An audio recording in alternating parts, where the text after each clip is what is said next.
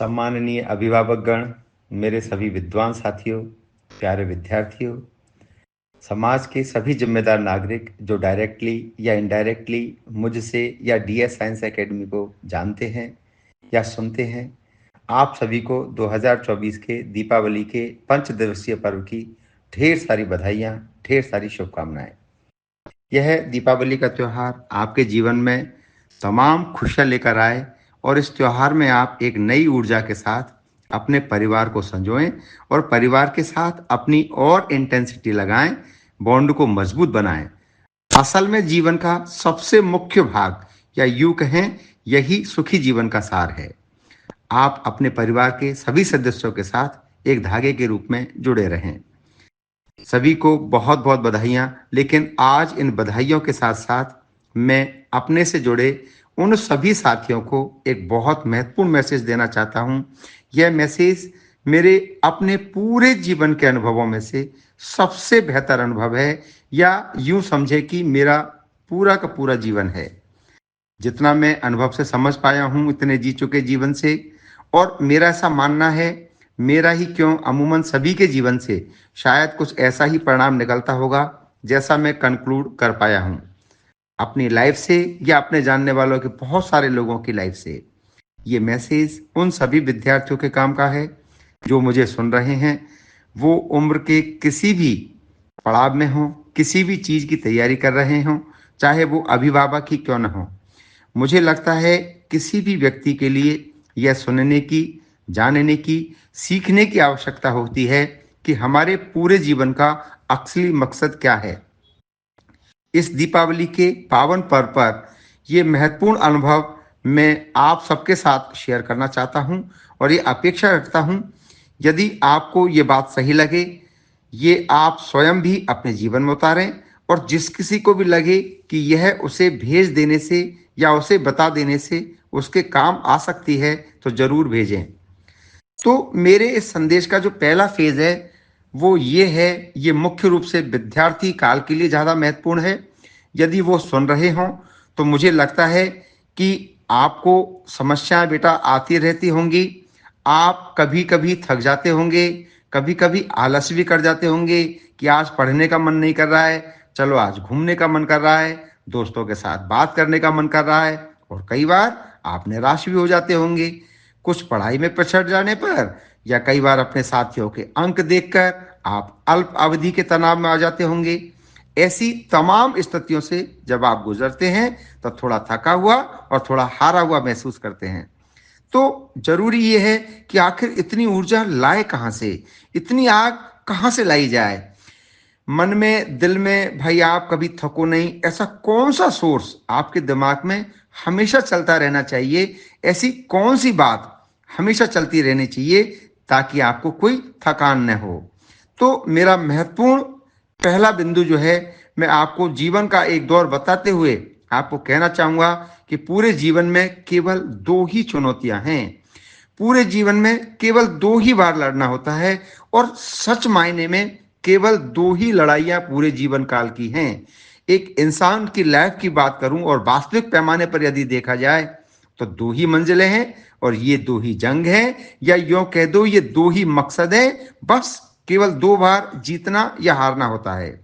बाकी इसके इन दोनों लड़ाइयों के बीच सब कुछ, पूरा का पूरा जीवन इनसे जुड़ा होता है। आपका पूरा जीवन निकल जाता है इन दो चुनौतियों को जीतने या हारने में। मैं आपको बताऊं, 40-45 की एज के बाद कहो आप, एक लगभग एक अच्छी एज जी लेने के बाद एक इंसान को लगने लग जाता है कि वो अपने जीवन में बहुत कुछ हारा है, बहुत जगहों पर हारा है, और अपने जीवन काल में वो और उसकी धर्मपत्नी जो होती है, दोनों ये महसूस करते हैं कि वो जो बनना चाहते थे एक उम्र में, वो जब वो खुद पढ़ते थे तो वो नहीं बन पाए, जो वो सोचा करते थे वो नहीं कर पाए। और ऐसे 99% 9% लोगों की, 99.9% लोगों की स्थितियां होती हैं। ख्वाब, सपने, उनकी मंजिलें वो पूरी नहीं हो पाई जो वो बनना चाह रहे थे। लेकिन इंसान इस एज में लगभग ऐसा महसूस करता है कि लग रहा होता है कि बहुत कुछ छूट सा गया है। ऐसी स्थिति में वो अगर सबसे ज्यादा उम्मीदें किसी से पालता है तो वो है अपने बच्चों को लेकर। और ये सिलसिला शुरू कहाँ से होता है मैं आपको बताऊं। जैसे अभी अपन किसी बच्चे की बात करें जो जब पढ़ना शुरू करता है, अपन पढ़ने के बाद फिर हमें एक जिम्मेदारी मिल जाती है कि हमें कुछ बनना है, सक्सेस होना है। लेट्स सपोज हम लाइफ में कुछ अच्छा नहीं कर पाए।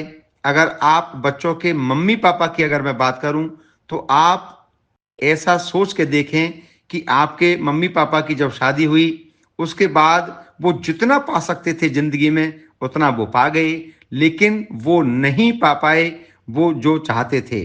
बहुत सारी चीजें पीछे छूट गई और आप पैदा हुए। परिवार में एक बेटा या बेटी का पैदा होना, जब वो पहली बार घर आती है तो जो माँ होती है ना, उसके चेहरे को जब देखती है तो ये महसूस करती है कि मेरा बेटा या मेरी बेटी मेरे उन तमाम सपनों को जो हमसे रह गए हैं उनको ये पूरा करेगा। और यही हालत एक पिता की भी होती है।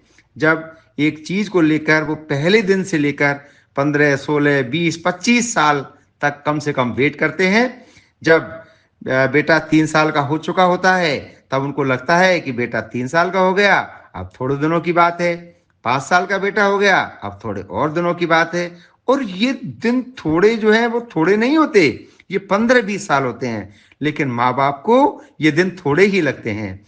एक ये मान के चलें कि आप बच्चों के जो मम्मी पापा अपने जीवन में जितनी भी जिल्लतें उन्होंने झेली हैं, जो बेइज्जतियां महसूस की हैं अपने परिवारजन से, पड़ोस से, रिश्तेदारों से, तमाम तरह की ऐसी बातें, ऐसे कमेंट्स एक इंसान के जीवन में कई बार आए होते हैं जो उन्हें बहुत तकलीफ देते हैं, उनको मनी मन कचोट रहे होते हैं।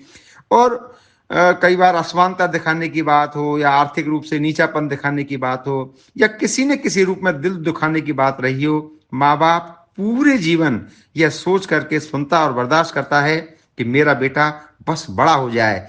फिर हम इस बात का हम संज्ञान लेंगे या यूं कहें कि हमें आज जिस कमी के रूप में देखा जा रहा है उस कमी को हम हमारे बच्चे से दूर कर ले जाएंगे। तो जैसे जैसे आप बड़े होते हैं, जब आप 9th में पढ़ते हैं, 10th में पढ़ते हैं और 11th 12th में जब आप पहुंचते हैं तो उम्मीदें सबसे ज्यादा, सबसे उच्चतम लेवल पर बच्चे से माँ बाप की होती हैं। उस समय जो उनकी सोच होती है, उनकी पराकाष्ठा इतनी ज्यादा होती है कि ये मान के चलो कि उनका 1 घंटा, एक दिन बड़ी मुश्किल से गुजर रहा होता है। कई बार तो मम्मी पापा इस एज में बच्चों को बाहर भी पढ़ने भेज देते हैं। तब तो ये चीज और भी कठिन हो जाती है कि कहीं वो अपनी न केवल सेफ्टी की चिंता को लेकर के परेशान होते हैं और करियर की चिंता तो बनी ही रहती है। तो आप सभी बच्चों, मैं आपसे जो कहना चाहता हूं कि इस एज में, जिस एज में आप 11th या नीट या टारगेट की तैयारी कर रहे हो, आप इसको बिल्कुल हल्के में मत लेता। ये 16-17 साल का इंतजार है। माँ बाप आपसे नहीं कहेंगे, लेकिन जब जब उन्होंने आपको देखा होगा, आपके चेहरे को देखा होगा, आपके जीवन की तमाम सफलताओं को आपके साथ सफल होते हुए महसूस करने की एक सोच लेकर के वो जिंदगी में आगे बढ़ रहे होते हैं। अगर आपको इस बात का एहसास सच मायने में हो जाए तो वो इस बात को बताना भी नहीं चाहते, क्योंकि उनको डर होता है कि कहीं आप प्रेशर में न आ जाएं, कहीं डिप्रेशन में न आ जाएं, कहीं सपनों का बोझ आप पर इतना ज्यादा हावी न हो जाए कि वो इतना आप उसको ज्यादा सीरियस नहीं ले जाएं। वो आपको कहें तो तकलीफ भी नहीं देना चाहते, लेकिन वो मनी मन बहुत सारी उम्मीदों को लेकर आपके जीवन के साथ वो जिंदगी जी रहे होते हैं और आपको पता भी नहीं होता। जब आप एक छोटी सी गलती करते हैं, चाहे वो दोस्तों के गलत संगति को लेकर के हो, बदमाशी करने की बात के लेकर के हो, या उम्र के किसी पड़ाव में गलत रास्ते पर जाने की बात हो, या नशा, या इस प्रकार की किसी भी प्रकार की गलती, तो बेटा आपको अंदाजा भी नहीं होगा कि उनकी माँ बाप की आत्मा को कितना आघात पहुंचाते हो। एक माँ को उसके जीवन में जितनी भी तकलीफ किसी ने दी हुई होती है वो सब इस आस पर टिकी होती है कि मेरा बेटा अब डॉक्टर, इंजीनियर या कहीं भी सक्सेसफुल हो जाएगा, तो हम उस पड़ोसी से, उस रिश्तेदार से हमारे बेटे का हाथ पकड़ करके उसे सामने खड़ा करेंगे कि ये मेरा बेटा है। बस इतना कह देना ही काफी होगा। उस तमाम कमेंट का जवाब इतनी ही बात से हो जाएगा कि ये मेरा बेटा या ये मेरी बेटी है, ये फला इसका इंट्रोडक्शन है। और जो एक पिता जिसने न जाने कितने लोगों के द्वारा अपमान सहा होगा, जब वो समाज या किसी के सामने ले जाकर अपने बेटे को खड़ा करता है, तो ये मेरा बेटा है और ये सक्सेसफुल आदमी है, या जो भी ऑफिसर है, प्राइवेट जॉब करता है, एक अच्छा इंसान है, ये इसका व्यक्तित्व है। बस समझ लेना कि वो व्यक्ति जिंदगी जी चुका होता है। वो आपके सामने, ये जो मेरा पहला संदेश है कि पहली जिम्मेदारी ये बनती है भाई, 11th-12th के बाद यदि आप 2 साल 3 साल 4 साल ले लो, आप इतना समय है, लेकिन आपको 24-25 की एज से पहले एक बार सक्सेस होना चाहिए और अपने मम्मी पापा को ये तोहफा देना चाहिए कि बस मुझे सक्सेस होके उन्हें बताना है, और देखो हम ये कर पाए हैं। अब आपको ये कबूल करना है। जरूरी नहीं आप आईआईटी या नीट ही करो, जरूरी नहीं आईएएस ऑफिसर ही बनो, कुछ भी बनो, लेकिन एक बार कुछ तो हासिल करके उन्हें गिफ्ट दो, उन्हें उनका इंतजार खत्म कराओ और कहो भाई मम्मी पापा हमसे यही हो पाया है, और वो निश्चित रूप से इसको कबूल करेंगे। और पूरे जीवन को एक चैलेंज तो है ही कि आप अपनी पढ़ाई को खत्म करके आप अपनी नौकरी करो, चाहे वो किसी भी तरह की हो, लेकिन आप एक सक्सेसफुल, ईमानदार और चत्रवान इंसान के रूप में अपने मम्मी पापा के पास अपना पहला तोहफा दो। इस जन्म में तुम्हारी पहली जिम्मेदारी, पहली चुनौती यही है। जीवन की जो दूसरी चुनौती है, मैं आपको बताऊं कि आप तमाम साथी जो इस बात को सुन रहे होंगे, ये बात भी सही है। जब हम पढ़ रहे थे तो हमें लगता था कि बस अपने मम्मी पापा के सपने पूरे कर देना ही जीवन का सबसे बड़ा काम है। एक बार ये पूरा हो जाए फिर तो जीवन बड़ा आसान हो जाएगा। लेकिन सच मायने में कहानी इसके बाद शुरू होती है, जब हम सक्सेस हो जाते हैं, कुछ बन जाते हैं। ये 2-4 साल खुशियों के जी लेते हैं, मम्मी पापा के साथ, पास पड़ोस के साथ, गांव वालों के साथ, दादा दादी नाना नानी के साथ। तो 40-45 साल की उम्र के बाद पता चलता है यार ये जिंदगी की आधी जीत ही है, असली जीत तो ये है ही नहीं। हमारे अपने जीत लेने भर से हम जिंदगी नहीं जीत पाए हैं, असली काम अभी बाकी है। और वो असली काम होता है ये जो हमारे बच्चे हैं वो सक्सेसफुल बने, वो समाज का ऐसा हिस्सा बने कि समाज को सही दिशा में लेके जाए, वो खुद भी सक्सेस हो, वो अपनी जरूरतें पूरा करें और दूसरे की जरूरतें पूरी करने की भी उनमें क्षमता विकसित हो। जब आप यह सपना लेकर आगे बढ़ते हैं, तब पता चलता है कि असली काम तो अब शुरू हुआ है आपके जीवन में। अब आगे वो अपने परिवार को प्रोग्रेस कराने की बात रही हो, अपने बच्चों को सक्सेस कराने की बात रही हो, या यूं मान के चलें कि कई लोगों का रहता है ना कि अपने अकेले बच्चों से क्या होगा, मैं तो अपने पूरे समाज को ही आगे ले जाना चाहता हूं, मैं समाज में कुछ करना चाहता हूं, ज्यादा से ज्यादा चाहता हूं कि एक समाज अच्छी दिशा में, अच्छी स्थिति में पहुंचे। तो दूसरा जो दौर है ना, अपनी सक्सेस के बाद जब हम दूसरे की सक्सेस और उनकी परवाह करते हुए जीवन जीना शुरू करते हैं, तो असल मायने में असल जिंदगी वही है। दूसरी चुनौती वो है, आप मानिए ना मानिए, कोई भी इस दुनिया में ऐसा नहीं हो सकता जो इन दो चुनौतियों के अलावा तीसरी किसी को चुनौती के रूप में कह दे कि ये इससे महत्वपूर्ण है। सब कुछ इसी में शामिल हो जाना है। एक आप अपने मम्मी पापा के लिए, अपने उन तमाम लोगों के लिए जो आपसे उम्मीद लेकर बैठे हैं, उनके लिए एक बार जिंदगी में जीतते हैं, लड़ते हैं। और दूसरी बार आप जब इस समाज के लिए, अपने बच्चों के लिए, अपने परिवार के लिए जो आपसे जुड़े हैं, उन्हें जिताकर कि आप इस जीवन में आगे जाना चाहते हैं। भाई जब मैं इस जीवन में जाऊं, छोड़कर जाऊं, तो लोग कुछ याद रख ले जाएं कि वो सक्सेस हुआ और फिर उसने अपने परिवार के बच्चों को, अपने समाज को बहुत सक्सेस की स्थिति में लेके गया। ये जो दूसरा और बड़ा कठिन दौर है, ये मुझे लगता है ज्यादा महत्वपूर्ण है और ज्यादा अहम रोल प्ले करता है। यदि मैं खुद की बात करूं तो मैं अपने जीवन में, मुझे लगा कि जीवन की असली लड़ाई तो अब शुरू हुई है। मैं समाज को एक अच्छी स्थिति में लेकर जाना चाहता हूं, ज्यादा से ज्यादा समाज के लोगों के काम आ सकूं, जरूरतमंद लोगों के काम आ सकूं, इस देश के काम आ सकूं। इस तरह की भावना डेवलप हुई है और मुझे लगा है कि असली जंग तो अब शुरू हुई है। दूसरी चुनौती के हिस्से में ये महत्वपूर्ण कार्य है।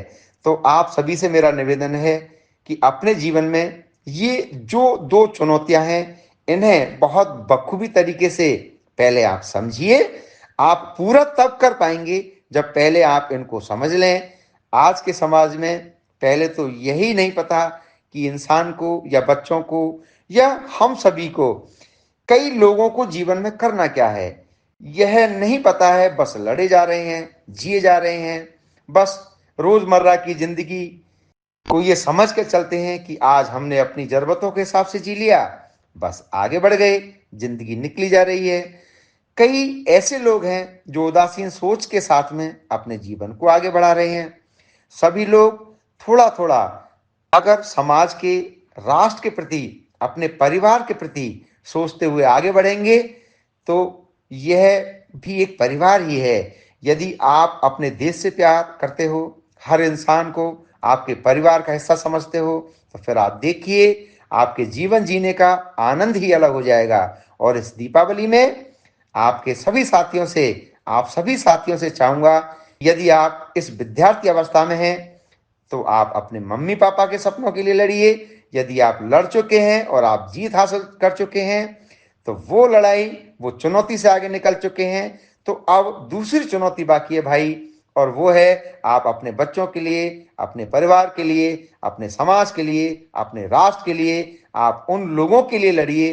और तब तक मत रुकिए जब तक आप उस मुकाम तक न पहुंच जाएं कि लोग आपको बताने आ जाएं कि उन्हें अपने जीवन का जो कर दिया वह इस देश के लिए, समाज के लिए हमेशा याद रखे जाने वाली बात है, प्राउड फीलिंग वाली बात है। जय हिंद, जय भारत।